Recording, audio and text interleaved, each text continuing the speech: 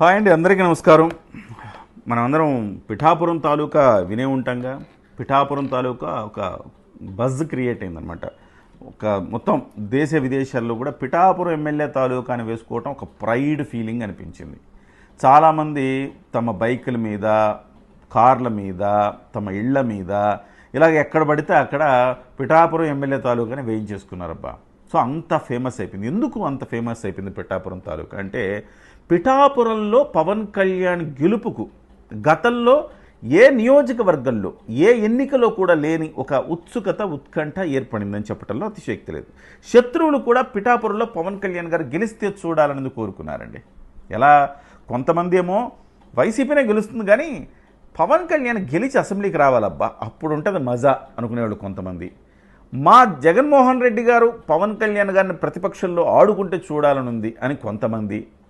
కష్టపడ్డాడు కదబ్బా, అట్లీస్ట్ మొత్తం రాష్ట్రం అంతా గెలవకపోయినా అట్లీస్ట్ ఆయన పోటీ చేసిన ఒక చోటనే గెలిస్తే బాగుంటుంది కదా రాజకీయం అని కోరుకున్న వాళ్ళు మరికొంతమంది. ఇలాగా ఎవరెలా కోరుకున్నా మొత్తం మీద పిఠాపురంలో పవన్ కళ్యాణ్ గారి గెలుపు మీద అయితే ఉత్కంఠ అయితే ఏర్పడింది మాట వాస్తవం ఒక సంవత్సరం క్రితం. ఇక స్వపక్షాలు అయితే చెప్పక్కర్లేదు, డూ ఆర్ డై అన్న సిచ్యువేషన్. సరిహద్దులు దాటి, రాష్ట్రాల సరిహద్దులు దాటి, దేశాల సరిహద్దులు దాటి వచ్చేసారంతా. ఏ నియోజకవర్గంలో కూడా ఇలా అన్ని నియోజకవర్గాలు వాళ్ళు వచ్చి ప్రచారం చేసిన పరిస్థితి ఎక్కడా లేదండి.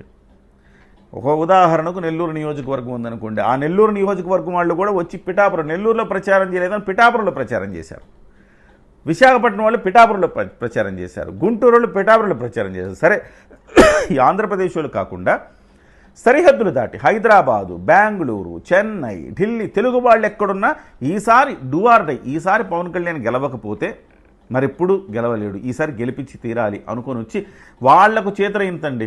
ఒకరోజు ఉంటారా, వారం ఉంటారా, 10 రోజులు ఉంటారా, ఏదో ఉండి వాళ్ళ కంట్రిబ్యూషన్ వాళ్ళు చేసి వెళ్ళిపోయారండి. అలాగే దేశ విదేశాల నుంచి అనేక మంది వచ్చారు, బృందాలుగా వచ్చి అన్నదానాలు చేసేవాళ్ళు, ఏదో ఒకటి చేతనైనంత సాయం అక్కడ ఓటర్లకు చేసేవాళ్ళు.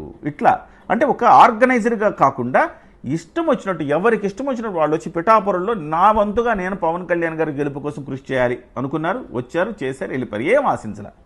సో అందుకోసం పిఠాపురంలో పవన్ కళ్యాణ్ గారి గెలుపును, అదే విషయంలో ప్రతిపక్షం కూడా పిఠాపురంలో పవన్ కళ్యాణ్ గారిని ఓడించాలని జగన్మోహన్ రెడ్డి గారు చివరి సభ కూడా అక్కడే పెట్టుకున్న విషయం మనం అందరం చూడాలి. అంత ఉత్కంఠ రేపింది.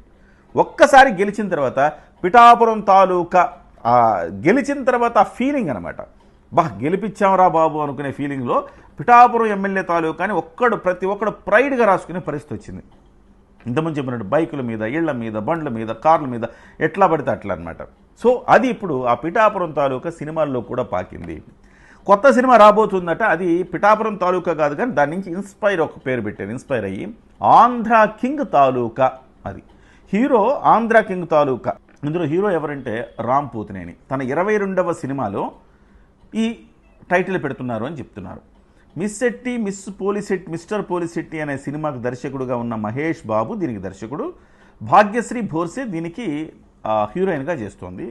ఈ సినిమాలో వీళ్ళిద్దరు హీరోయిన్గా చేస్తుండడంతో పాటు నిజ జీవితంలో కూడా డేటింగ్ చేస్తున్నారన్న రూమర్స్ అయితే తారస్థాయిలో జరుగుతూ ఉన్నాయి. అయితే ఇంతకీ ఆంధ్ర కింగ్ ఎవరంటే ఉపేంద్ర అంటున్నారు. సో ఇంతకుముందు మోహన్ లాల్ అనుకున్నారు, కాదు ఇప్పుడు ఉపేంద్ర అంటున్నారు. ఉపేంద్ర ఆంధ్ర కింగుగా నటిస్తారని, అంటే ఆయన ఒక సినిమా సెలబ్రిటీ అని, సినిమా హీరో అని, ఆయనకు బిరుదు ఆంధ్ర కింగ్ అని. సో ఆయన ఆంధ్ర కింగుగా ఆయన సినిమాలో కనపడతారని, ఆయన అనుచరుడుగా ఆంధ్ర కింగ్ తాలూకా ఆయన అనుచరుడుగా ఈ రామ్ పోతినేని కనపడతారని చెప్పుకుంటున్నాయి సినిమా వర్గాలు. ఏదేమైనా చాలా రోజుల నుంచి హిట్ లేదు, దాదాపు 4 ఏళ్ల నుంచి. స్మార్ట్ శంకర్ తర్వాత సరైన హిట్ అయితే లేదు రామ్ పోతినేనికి. మరి ఈ నేపథ్యంలో ఆంధ్ర కింగ్ తాలూకా ఆ బజ్ ఏమన్నా, ఆ హిట్, ఆ వైబ్రేషన్స్ ఆయన కూడా హిట్ తెచ్చి పెడతాయో లేదో చూడాలి.